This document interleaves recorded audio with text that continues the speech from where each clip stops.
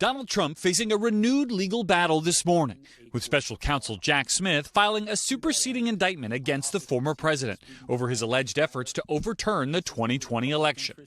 While the original charges remain, Smith narrowed and revised his allegations against the former president, removing references to anything that might be considered official acts during his time in office. Online, Mr. Trump calling it the persecution of a political opponent. He has already pleaded not guilty to all of the charges. The new indictment comes on the heels of last month's bombshell ruling by the Supreme Court that found presidents enjoy broad immunity for official acts. I'm immune from all of this stuff that they charged me with. Justice Ketanji Brown Jackson among those who dissented, discussing the ruling in a new interview with CBS News.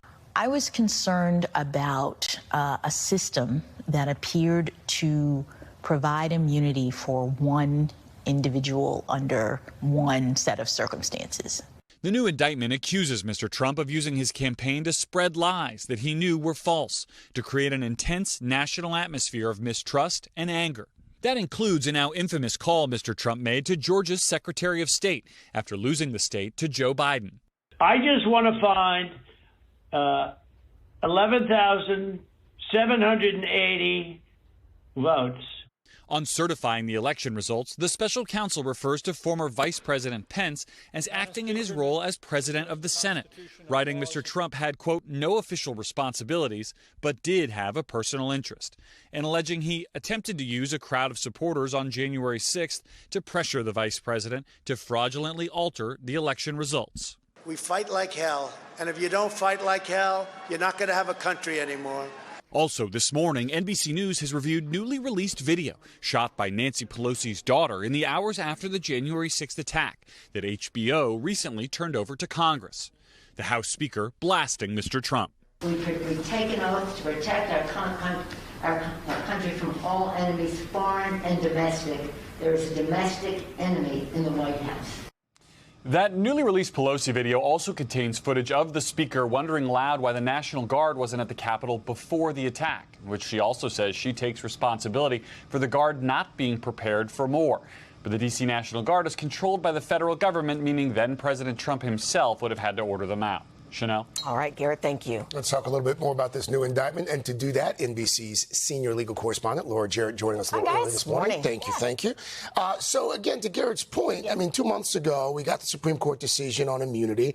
Why now for the special counsel indictment? Why this new indictment now? Because of the way that the justices wrote the decision, and you were there that day, they said what's on limits, what's off limits, what's immune, what's not immune, and they really forced their hand. They had no choice but to try to slim down the indictment, to try to make it comply with the Supreme Court's decision, and the timing was important here, guys. Well, that's what I was going to ask you. Can you talk about that? Yes, because the Justice Department generally tries not to make any moves against a candidate within 60 days before a presidential election, so they don't affect the election. So they were right within that window right now, and so if they were going to do it, they had to do it right now. The issue is that there's going to be some work for the trial court judge to do, because they kept in some of the stuff that the Supreme Court said might be immune. So now the trial court's going to have to try to parse that out, and that's going to take some time. And to be clear, again, the thinking is if Trump wins the election, this goes away. It all goes away. He can fire Jack Smith. The entire case goes away. But if he's not reelected, guys, they want to be able to have something. And so they needed to have this revised indictment in case the case actually does move forward. And this judge now will have to decide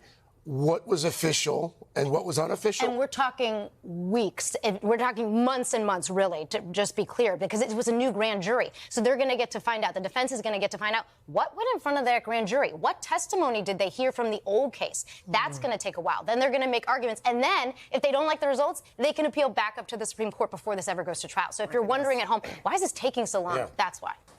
Hey, thanks for watching. Don't miss the Today Show every weekday at 11 a.m. Eastern, 8 Pacific on our streaming channel, Today All Day. To watch, head to today.com/allday or click the link right here.